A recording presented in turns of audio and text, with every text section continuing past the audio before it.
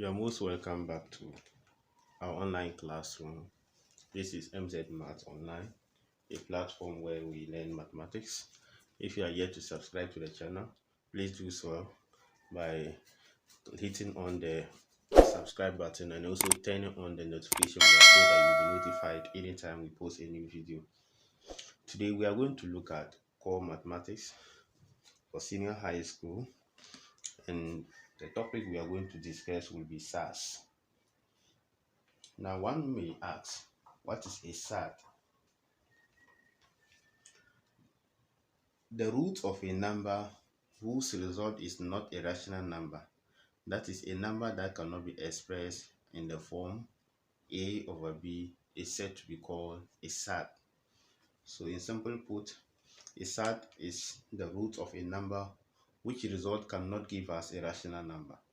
If you have a root of a number, say the root of 7, said that you cannot, if you are going to take the square root of 7, the result you are going to get will not be a terminating decimal. It will be a non-terminating decimal, or sometimes a recurring decimal. That result is what we call a SAT. So that brings us to how we can cite examples of SAS. So some examples of SAS include the square root of prime numbers. So the square root of prime numbers are SAS, and examples of set SAS include root of 3, root of 5, root 7, root 11, and then root 17, among others. So these are all SAS. Since if you try to simplify this, you are going to get a decimal set that you cannot express that decimal in the form A over B. That is why we call them SAS.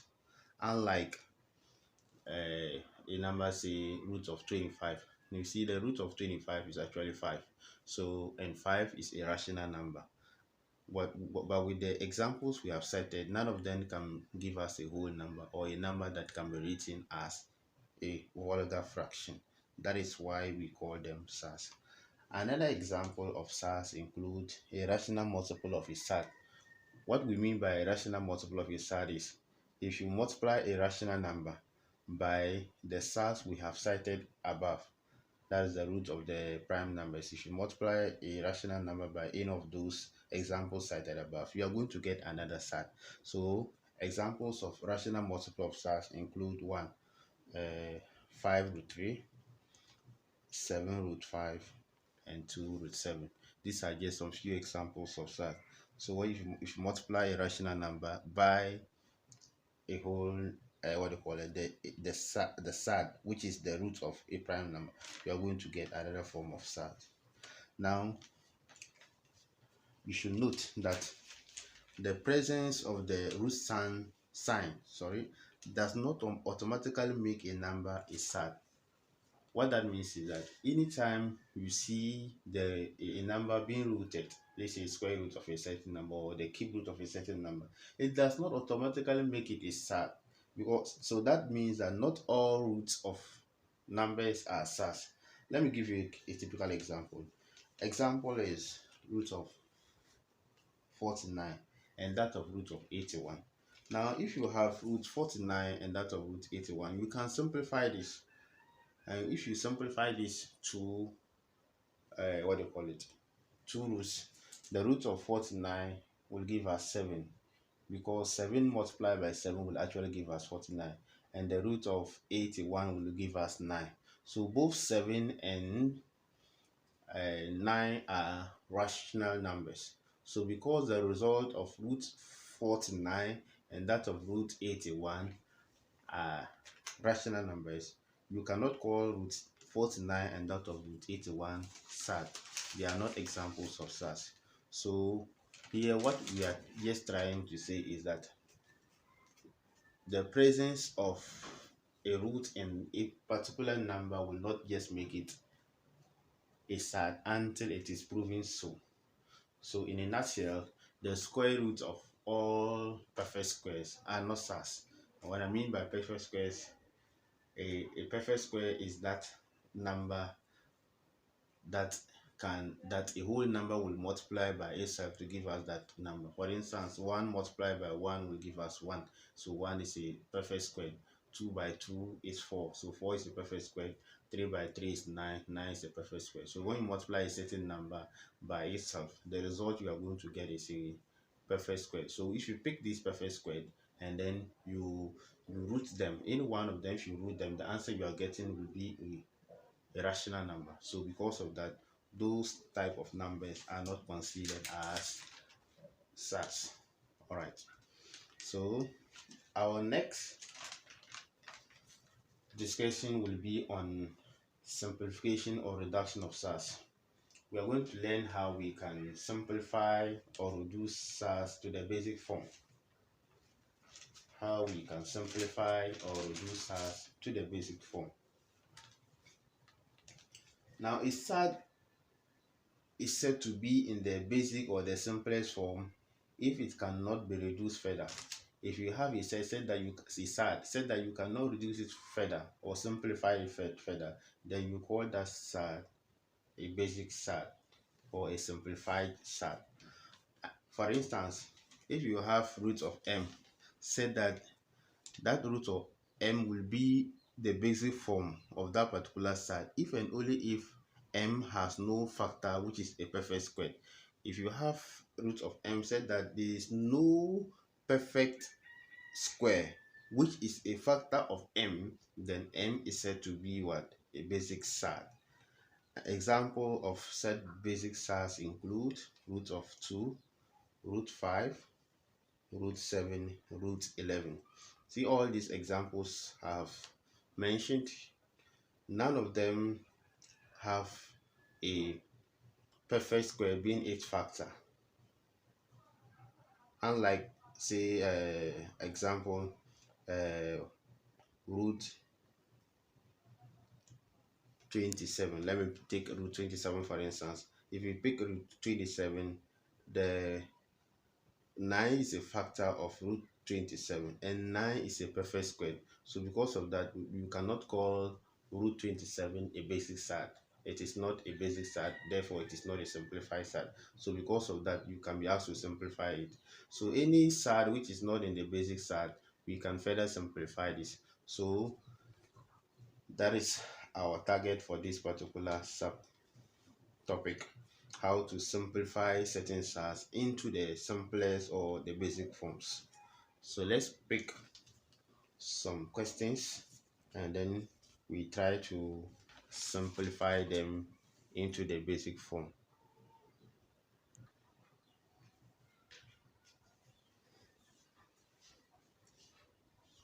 In these questions, we ask to simplify the following SARS: root 27, root 50, root 300, root 60, and that of root 96. So let's see how we can reduce this SARS into the basic form. Now, anytime you are asked to simplify or reduce a SARS into the basic or the simplest form, you have to look for a factor of that particular SARS which is a perfect square. Said that you can multiply that particular perfect square by a whole number which is not necessarily another perfect square to result to that particular SARS. For instance, in the example 1, we are going to look for a number which is a perfect square and which is also a factor of 27, so that when we multiply that particular perfect square by another whole number, we can get 27. So let's see how we can put this into workings. First one, we have root 27. So to simplify root 27, as I said earlier on, look for a number, a perfect number, that is a factor of 27. Among the perfect numbers, perfect square numbers, usually 1 is excluded. So 1 is the first perfect square, followed by 4, 9, 16, 25, 36, 49. Which one is next? 64, 81, 100. These are the first 10 perfect numbers. You can learn more than the 10, and with your calculator you can actually learn more than this, since at your level you are allowed to use calculators. So now, simplifying this root 27, it's perfect square that can multiply by a whole number to give us 27 is 9. So you have root 9, and 9 times 3 is going to give us 27. So 9 times 3. So another way of writing root 27 is to write it as root 9 times 3. So 9 times 3 will actually give us 27. Now you can split this. This can be written as root 9 multiplied by root 3, because we are learning them bit by bit. That's why we will need to go through all these procedures. When we go ahead, we will not be splitting them. When we go further, we will not be splitting them like this. Now, root 9 times root 3, the root of 9 is 3. And then you multiply that particular 3 by this root 3. So 3 multiplied by root 3 will give us 3 root 3. So 3 root 3 is the simplest or basic form of root 27. Now the next number is root 50. So we have root 50. Root 50 will be equal to 25 is a perfect number and it's a factor of 50. 25 will enter into 52 times. So that means 25 multiplied by 2 will give us root 50. And this can be split as root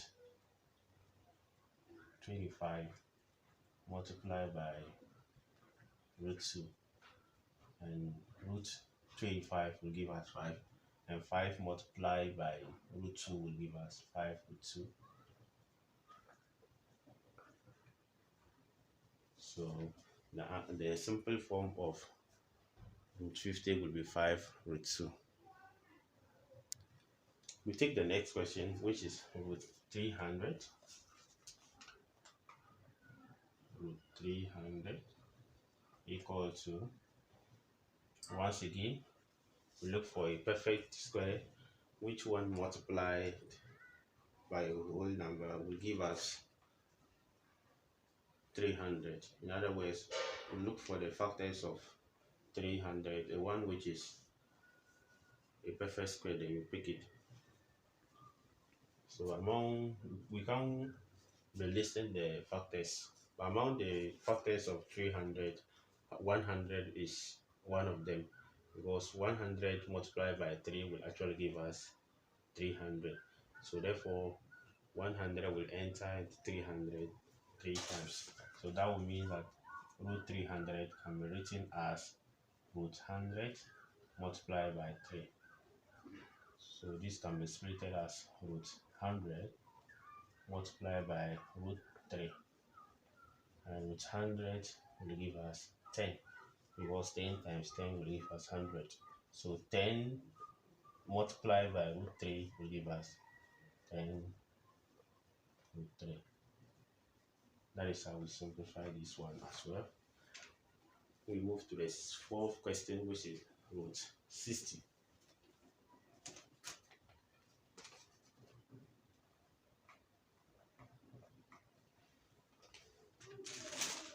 Now, root 60 can be simplified as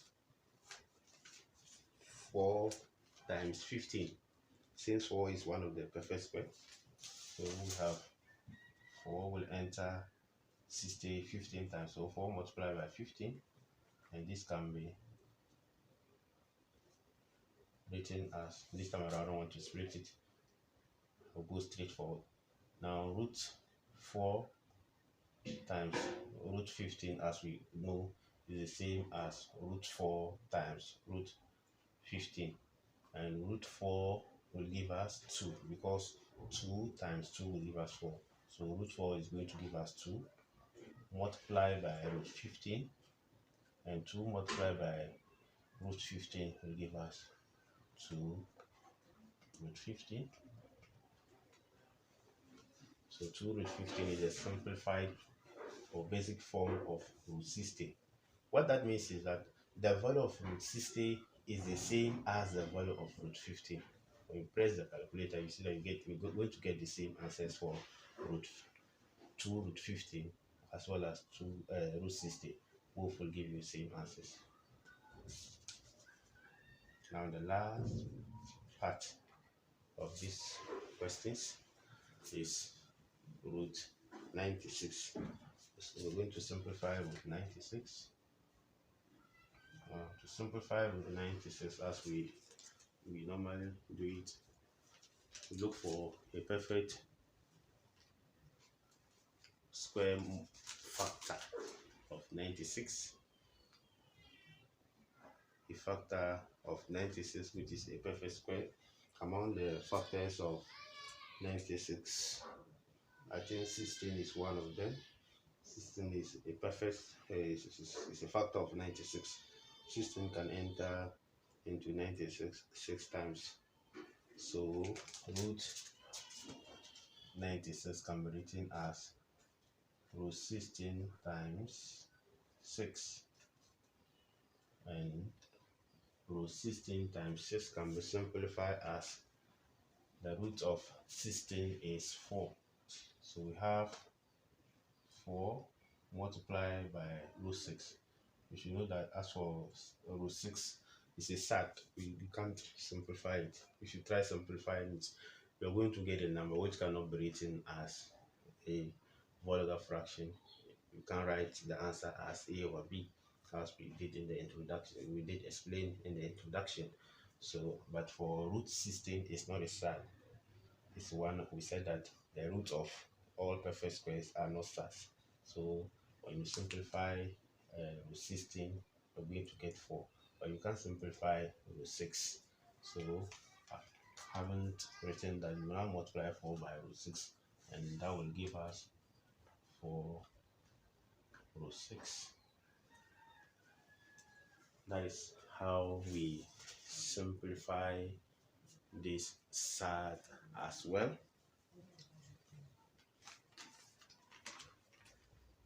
Now we are going to look at the last part of today's lesson, which is properties of SAS. There are some properties that are associated to SAS that we need to know very well.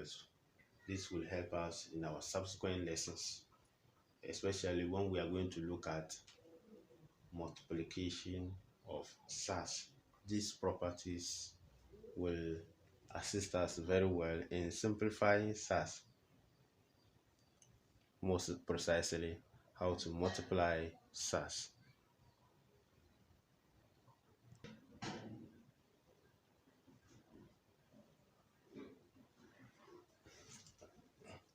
Now, property number 1, the square root of a number multiplied by the square root of the same number will give us the number without a root. For instance, if you have root m multiplied by another root m, the result is going to give us m. And the reason being that a number multiplied by that same number, it means the square of that number. So root m times root m is actually means root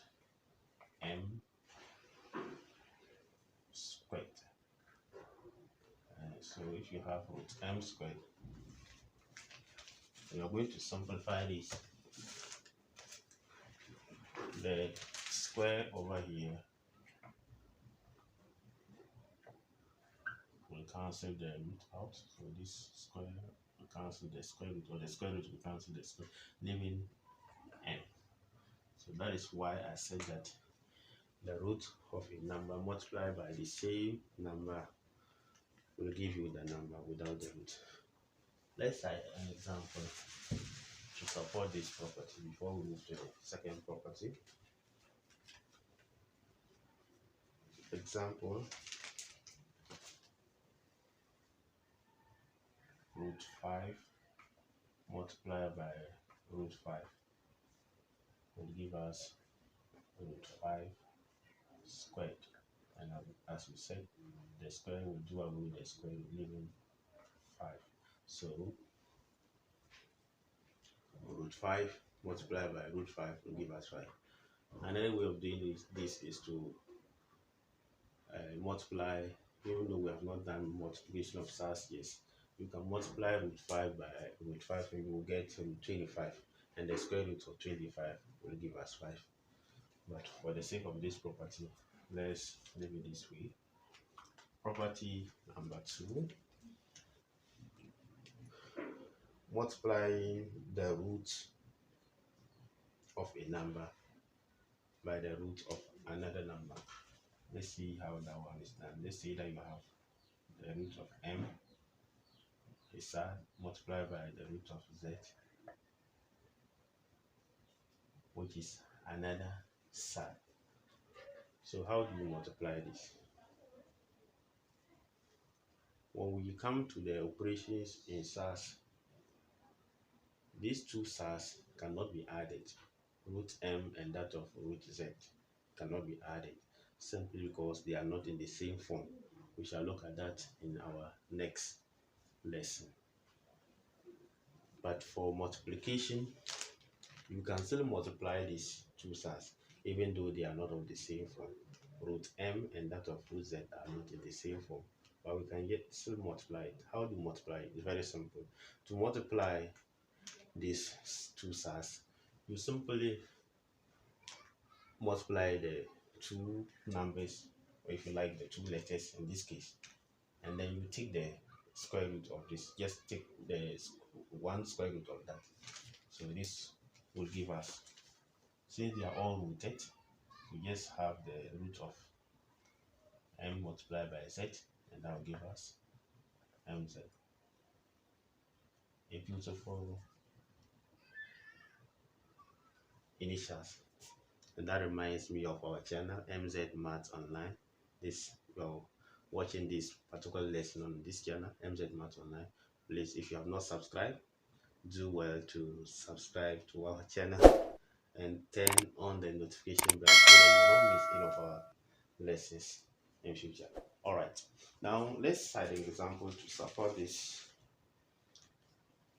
Root 3 multiplied by root 5. In this case, the SAS will not be the same as in the first case. In the first case, the SAS were the same. So because of that, you get the same, so root 5, and the answer is 5. But this time around, root 3 times root 5, they are not the same. So you will not have a root 5 or root 3 as your answer. How do you simplify this? Very simple. To simplify this, you just take the root of the multiplication of these two numbers. So you have root of 3 multiplying 5, and this will give you root of 3 by 5 will give us root 15. If there is a need for you to simplify it, you can do so, but we are learning the properties. We are not interested in simplifying any side here, even though this side is already in the simplest form. Property number 3. Property number 3, we have a side in this form. We have a side with m over root z. Root m over root z. This property It's just going to teach us another simple way of writing a side of this nature. So if you have a side of this nature, since both m and z are rooted, you can use one square root to take care of the two sides. Then you just divide them. So this is what I'm talking about. You have a longer root like this, then you divide m by z, or m over z. So you don't waste time to write root m over root z. You just have a root, then a fraction m over z. But when you are doing it, this particular root should be long enough to cover both the numerator and the denominator. It should not be hanging on top. If it hangs on top, it means that it's only affecting the m and not the z, and that will not be equal to this first side. Now, that is the property. Let's get a question to support this property or to highlight this property. If you have root 10 over root 2, root 10 over root 2, I'm going to simplify this. Root 10 over root 2 can be simplified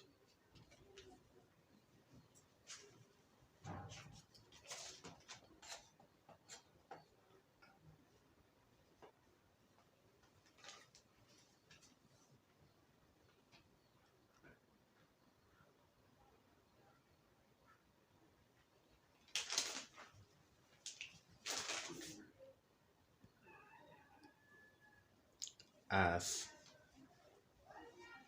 root of 10 over 2. So we now divide or simplify the fraction inside the side. 10 divided by 2 will give us 5. So the answer will be root 5. That is how we simplify this particular side using the property.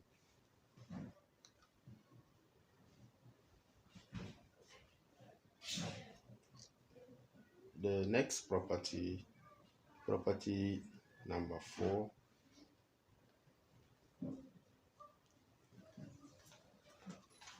we have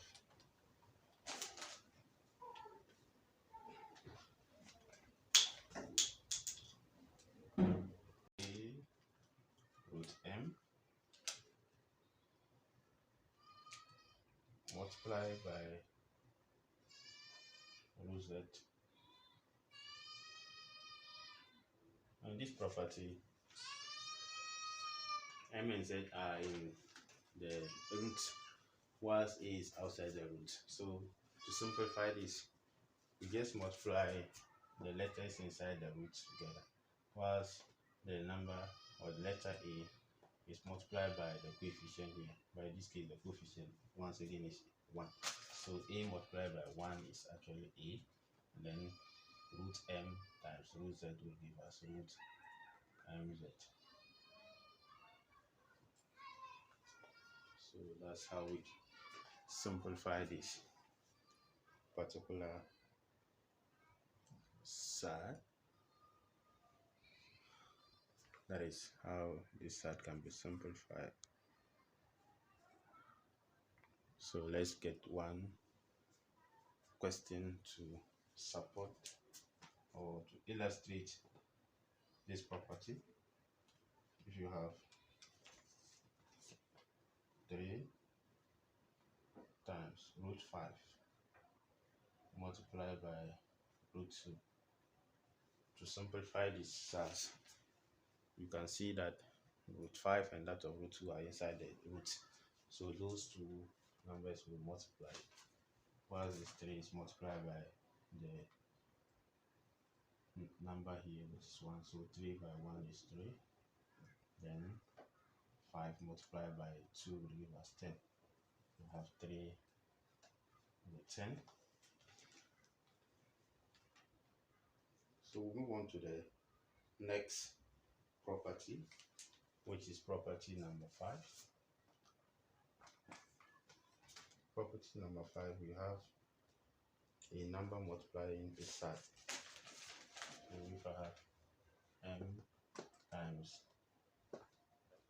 root z, to multiply a number by root z, you must bear in mind that because this m is not rooted, you can't multiply you can't multiply the m and z together and put it inside the SAT.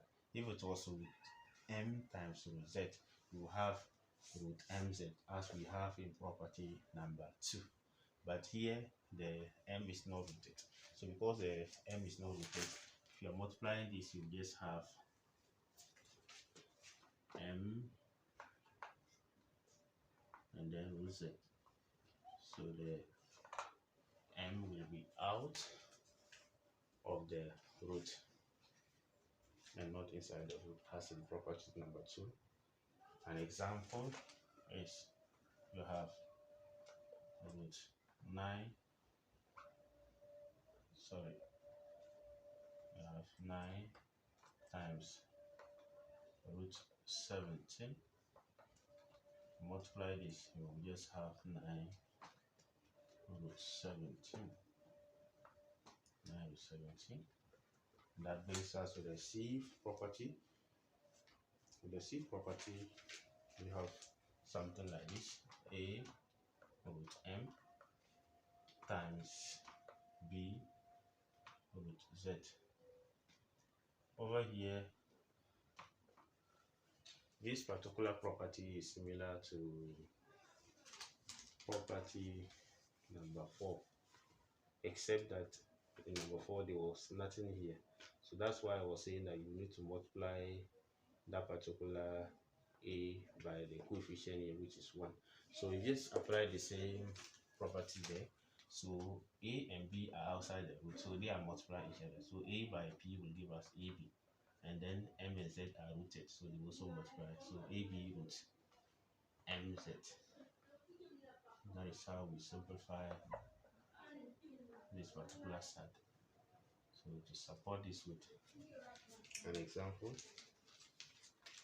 if you have 5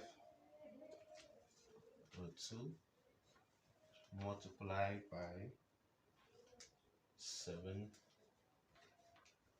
root 3, 5 will multiply 7 and that will give us 35, and then root 2 times root 3 will give us root 6. And then the very last property, we have the property like this: m multiplied by z root b.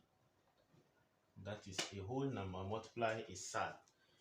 In this property, m and z are outside, whilst root b is rooted. So when you are multiplying it, this m will only multiply the number that is outside the root, that's z. M will multiply z, and then you take the root of b. So in that case, you have m multiplying z, you have mz root b. Mz root b. That is how we can write this particular SAT. So supporting this with a work example, we have 6 times 3 root 17. So to multiply 3 times root 17, 6 times 3 root 17, the 6 will multiply 3 and not 17, please. Mind you, 17 is rooted, but 6 is not rooted. So when you are simplifying it, this 6 will only multiply the number outside the root. So we have 6 multiplying 3 will give us 18 root 17. That is how we simplify this particular SAT, and that brings us to the end of today's lesson on the introductory part of SAS, where we have looked at the meaning of SAS, how to simplify SAS, and some properties of SAS. In our next lesson, we are going to look at how we can add and subtract SAS. You can't afford to miss that lesson. See you in the next lesson. Bye for now.